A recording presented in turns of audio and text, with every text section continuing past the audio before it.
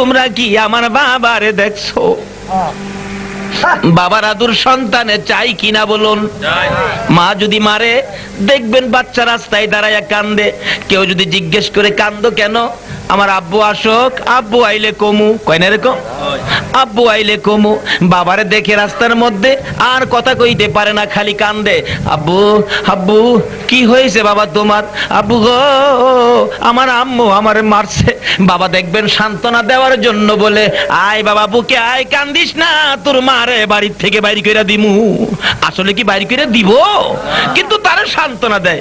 আমার নবী এমন একটা সান্ত্বনা জীবনে পায় না। আমার আল্লাহ বলে, বন্ধু গো এতিম করে তোমারে পাঠাইলাম, দেখি তোমারে নি দুনিয়ার মানুষের মধ্যে কেউ ভালোবাসে।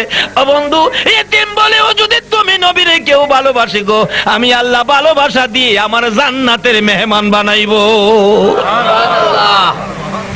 আল্লাহর দরবারে বলতেছিলাম, আমার নবী এই দোয়া এই মায়া কার কাছ থেকে পাবে? বাবা হইয়া যে আদর করত, বাবার আদর নবী কোনদিন পায় না, বিদায় খালি কান্দে। যারে পায় তারে জিজ্ঞেস করেন, ও পথিকেরা শুনুন, আমার আব্বুরে দেখছেন? তোমার আব্বুকে চিনি না, তোমার আব্বু কোথায় জানি না। আমার নবী কারো কাছে যখন বাবার খবর পায় না, চোখের পানি ছাড়তে ছাড়তে উঁচু পাহাড়ের উপরে যাইয়া উঠছে। আল্লাহু আকবার। সবচেয়ে উঁচু পাহাড় মক্কা নগরীতে, যেই পাহাড়ে উঠলে নবীর ধারণা ছিল এই মক্কা নগরীতে যদি কোথাও আমার বাবা লুকাইয়া থাকে গো, এই পাহাড়ে উঠলে বাবার সন্ধান পাওয়া যাবে। পাহাড়ের উপরে উঠে আমার নবী, শিশু নবী, মায়ার নবী, পাহাড়ে উঠে সামনের দিকে দাঁড়াইয়া দাঁড়াইয়া কান্দে আর ডাকে, বাবা বাবা গো আমার এতিম করি কই গেলা গো বাবা, একবার আসো, পাহাড়ের উপরে কেউ নাই, একবার আসো আমি তোমারে দেখা দেই। এইভাবে সামনের দিকে তাকাইয়া তাকাইয়া শিশু নবী অনেকক্ষণ সময় কেঁদেছে। বিকাল হয়ে সন্ধ্যা গনায় আসতেছে, আবার দেখে এদিকে খোঁজ পাওয়া যায় না, পিছনের দিকে তাকাইয়া কান্দে, ডান দিকে কান্দে, বাম দিকে কান্দে, সন্ধ্যা হয়ে গেছে। কোত্থেকে যেন আসতেছিল আবু জাহেল, নিষ্ঠুর পাষাণ, কিন্তু একটা বাচ্চা ছেলের কান্নার আওয়াজ শুনে আবু জাহেলের একটু মায়া হলো, বাচ্চাটা জানি কার দেখি তো।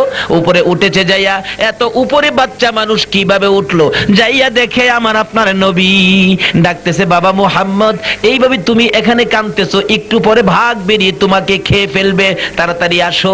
নিচে নামাইয়া গুড়ার পিছনে বসাইয়া ডাকতেছে, গুড়া রে জলদি করে চল, আমেনার সন্তান আমেনার কাছে পৌঁছে দেয়, জংলার বাঘে খেয়ে ফেলতো আমি যদি না আসতাম। গুড়া জলদি করে চল। গুড়াকে চাবুক মারে, গুড়া উঠে না, আরো মারে, গুড়া উঠে না। কিতাব বলেন এমন জুড়ে আবু জাহেল মারতে ছিল গো, গুড়ার চামড়া ফাইটা রক্ত বাহির হইতে শুরু করলো। অবশেষে গোরা আকাশের দিকে মাথাটা বের করে করে ডাকে, প্রভু প্রভু গো জবান খুলে দাও। আমার আল্লাহ বলেন, গোরা রে আমার বন্ধুর ভালোবাসায় জবান খুলতে চেয়েছো, আমার বন্ধুর পক্ষে বুঝি কথা বলবি? যা যা রে ঘোরা, আমার বন্ধুর পক্ষে কথা বলার উসিলায় আমি আল্লাহ গোরার জবান খুইলা দিলাম। যে নবীর পক্ষে গেলে, যে নবীর ভালোবাসায় জংলার গোরা পশু হইয়া যদি কথা বলতে চাই, আমার আল্লাহ কথা বলার সুযোগ দেয়। বলুন এই নবীর ভালোবাসায় যদি আমরা আগে বাড়ি, এর চেয়ে বেশি কিছু আমার আল্লাহ দিতে পারে কিনা? এবার ডাকতেছে, জবান খুলে দাও। সঙ্গে সঙ্গে গোরার জবান খুলে গেল। এমনি সময় গোরা আবু জাহেলের দিকে মুখটা করে বলতেছেন, আবু জাহেল রে আমারে মারতে কি তোর এত মন চায়? মার, আর কত মারবি? আবু জাহেল কই, আরে আশ্চর্য, গোরা কথা বলে। গোরা জীবনে কোনদিন গোরা কথা বলতে দেখি নাই, আজকে কোন সাহসে কথা বলা শুরু করে দিয়েছো? এবার গোরা বলতেছে, রে আবু জাহেল, গোরা কথা বলি, অনুমতি পেয়েছি আল্লাহর কাছ থেকে, খাতিরটা হলো, সুযোগটা হলো, তোমার পিছনে যাকে বসাইছো আবু জাহেল রে, তোমার পিছনে যারে বসাইছো ইনি তোমার বাতিজা মনে করে পিছনে বসে রাখছো, ইনাকে চিনোনি? ইনার উসিলাই কুল কায়নাত সৃষ্টি হয়েছে। এই নবী হলেন রাহমাতাল লিল আলামিন নবী রে আবু জাহেল। এই নবীরে পিছনে বসাইয়া তুমি সামনে বসে আমি ঘোড়ারে চাবুক মারো সামনে যাওয়ার জন্য। তুমি কি জানো না এই নবীরে পিছে রেখে আমার যতই তুমি মারো না কেন তোমার চাবুকের আঘাতে আমার জীবন বাহির হয়ে যেতে পারে। এই নবীরে পিছে রাইখায় আমি ঘোড়া সামনে যাইতে পারি না। আরে নবীর প্রেমের পাগল যারা প্রেম খেলা খেলে, বলুন নবীর প্রেমের পাগল যারা প্রেম খেলা খেলে, নবীর প্রেমে ওয়াস করনি দন্ত দেয় ফেলে, নবীর প্রেমে ওয়াস করনি দন্ত দেয় ফেলে, নবীর প্রেমের পাগল যারা প্রেম খেলা খেলে, হাইরে নবীর প্রেমের পাগল যারা প্রেম খেলা খেলে। হানজালা পাগল ছিল নবীর প্রেমে জীবন দিল, হানজালা পাগল ছিল নবীর প্রেমে জীবন দিল, গোসল করাইলো তারে ফেরেশতার দলে, গোসল করাইলো তারে ফেরেশতার দলে। নবীর প্রেমের পাগল যারা প্রেম খেলা খেলে, হাইরে নবীর প্রেমের পাগল যারা প্রেম খেলা খেলে। বলতেছিলাম দয়ার নবী মায়ার নবী বাবার দূর, বাবার মায়া তালাশের জন্য কত কষ্ট করেছে। এবার গোরার জবান খুললে আবু জাহেল ডাকতেছে বাবা মুহাম্মদ আসো সামনে আসো, ভাগ আসতে পারে। নবীজিকে সামনে বসাইলে গোরা দ্রুত গতিতে চলে পৌঁছে গেল। এবার আবু জাহেল বলেন আমেনা গো এই যে লও তোমার সন্তান বুইজা লও, আমি যদি না আসতাম তোমার সন্তানকে জংলার বাগে খাইতো। কি বলেন আবু জাহেলের ধারণা আমরা নবীরে কি আসলে জংলার বাগে খাইতো না? আরো জোরে কোন না। আর নবীর উম্মত যে গাউসে পাক, গাউসে পাকেরই তো বাগে খাওয়ার সাহস। বলতেছিলাম এই মায়ের জন্য আমার নবী কত পাগল ছিলেন। বাবা হারা হইয়া আমার নবী যখন এইভাবে ঘুরতে ঘুরতে মায়ের কাছে পৌঁছলেন, কথাটা খেয়াল আসেনি? আবু জাহেল পৌঁছালেন, মায়ের গলায় ধরে কান্দে, মা গো মক্কার অলিতে গুলিতে তালাশ করলাম পাইলাম না আমার বাবারে। মক্কা নগরীর পাহাড়ের সবচেয়ে উঁচু পাহাড়ে উঠে চারদিক ঘুরে ঘুরে বাবা বাবা কইয়া কাঁদলাম গো, আমার বাবা এত নিষ্ঠুর, বাবা তো আইলো না। মা কই আমার বাবা বলে দাও না গো, মা কই আমার বাবা কই বলে দাও না। এবার দেখা গেল মা আমেনা আর কিছু কইতে পারে না। অবশেষে মায়ের গলা ছেড়ে দিয়ে দাদার কাছে আবার চলে গিয়ে বলতেছেন দাদা গো সারাদিন কাঁদলাম মক্কার অলিতে গুলিতে বাবা পাইলাম না, উঁচু পাহাড়ে দাঁড়াইয়া চারদিক ঘুরে ঘুরে দেখলাম বাবারে পাইলাম না, দাদা গো বলে দাও না আমার বাবা কই। এবার ডাকতেছে আব্দুল মুত্তালিব উম্মে আইমানকে দিয়ে আমেনাকে ডেকে নিয়ে আসো। আমেনা গো আমার নাতি যখন বাবার জন্য পাগল হয়ে গেছে, রে আমেনা আমি অনুমতি দিলাম, উম্মে আইমানকে দিলাম, আর 2 জন লোক সাথে দিলাম, 5 জনকে কাফেলা করে দিলাম। আমার নাতিকে লইয়া একবার মদিনার থেকে যাও, মদিনাতে যাইয়া গো আমার কলিজার টুকরা খাজা আব্দুল্লাহর কবর আমার নাতি মুহাম্মদ রে দেখাইয়া নিয়ে আসো। সুবহানাল্লাহ, কবরটাও একটু দেখাইয়া নিয়ে আসো। আমেনা বলেন সইতে পারি না, এই কবরের কাছে গেলে আমি আমেনা কেমনে সইব? কি করবে? সন্তানকে সান্ত্বনা দেওয়ার জন্য 5 জনের কাফেলা করে মক্কা থেকে রওনা হয়ে গেলেন। পিছন দিয়ে আব্দুল মুত্তালিব ডাকতেছে আমেনা গো ও আমেনা বেশি দিন দেরি করো না, আমি আমার নাতিরে না দেখলে আমার কলিজা মানে না। শিশু নবী মায়ের সঙ্গী হইয়া যায় বাবার কবর দেখতে।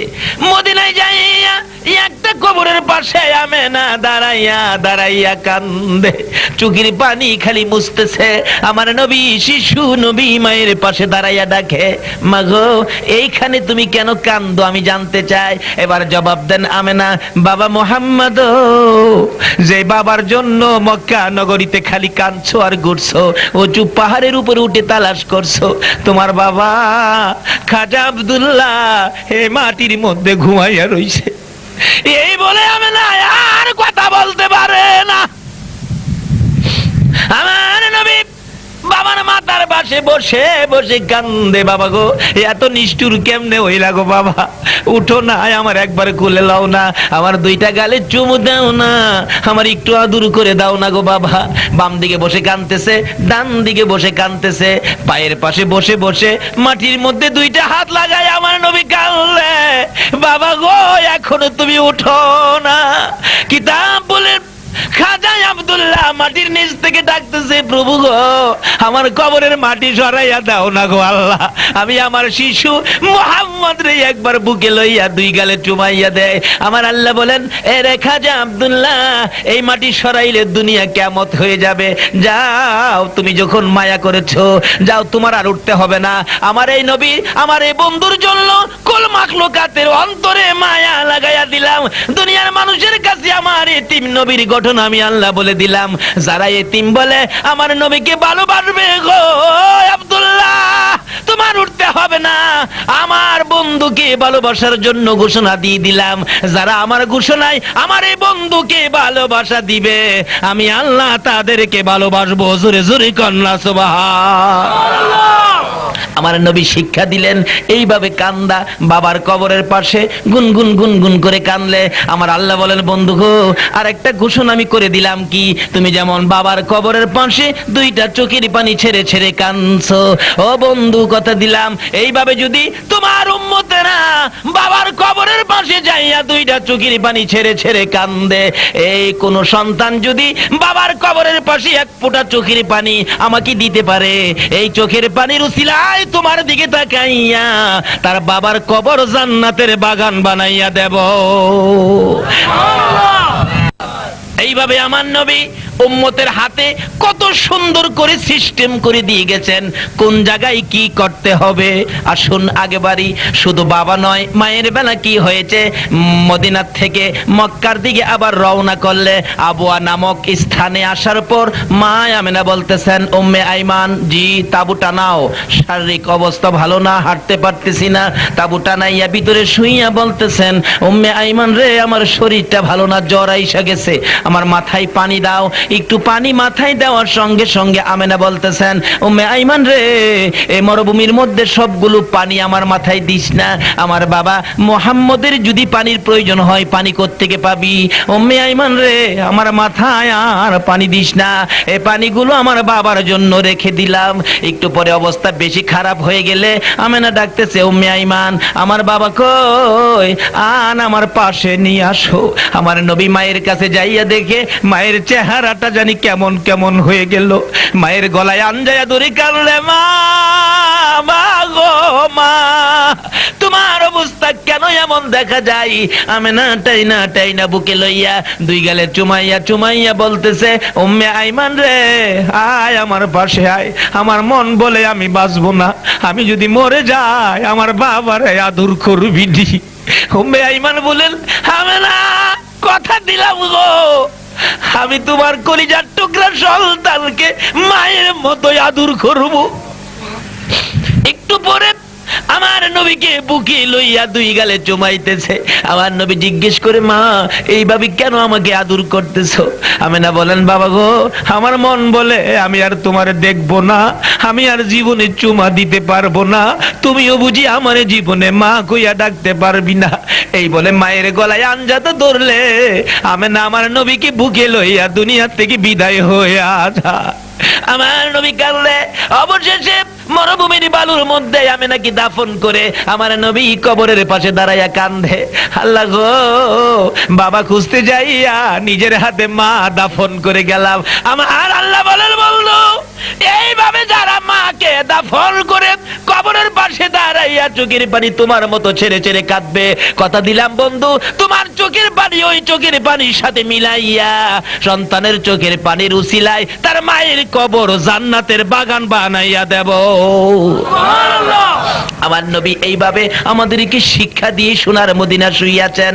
আমার নবী ইচ্ছে করলে জান্নাতে যেতে পারতেন, সিদরাতুল মুনতাহায় যেতে পারতেন, আরশে মুআল্লায় যেতে পারতেন, কোথাও যায় না, উম্মত সহ আমার নবী ফুলসিরাতের ফুল পার হয়ে যাবেন। এই নবীর শিক্ষায় শিক্ষিত হন। বলতেছিলাম সন্দেশ বানায় এই কোরআনের মধ্যে আল্লাহ ওয়াজ করেছেন সকল প্রাণী একদিন মৃত্যুর কুলে ঢলে পড়বে, কিন্তু মরার আগে এই জিনিসগুলি আমরা আমলে নিয়ে যাই। সন্তান মা বাবার জন্য দোয়া করবে, মা বাবার সন্তানের জন্য দোয়া করবে। বিপদ আপদ থেকে বাঁচার জন্য মায়ের দোয়া সন্তানের জন্য অপরিহার্য, যেটা পৃথিবীর কেউ পারে না। মা বাবার দোয়াই এই বিপদ থেকে আমার আল্লাহ উদ্ধার করে দেয়। বাস্তবে আলোচনা করেছি। আল্লাহ আমাদের সকলকে এই নবীর দেখানো রাস্তায় মা বাবার পক্ষে নবী কি করেছেন, মা বাবার জন্য নবী কেমন ভাবে কেঁদেছেন, মা বাবার সাথে কি ব্যবহার করতে হবে, নূরানি জগৎ থেকে নবী কি শিক্ষা দিয়েছেন, আসুন সেই শিক্ষায় শিক্ষিত হয়ে আল্লাহকে খুশি করে আল্লাহর জান্নাতি মেহমান হই। আল্লাহ আমাদেরকে কবুল করুন, সকলে বলুন আমিন।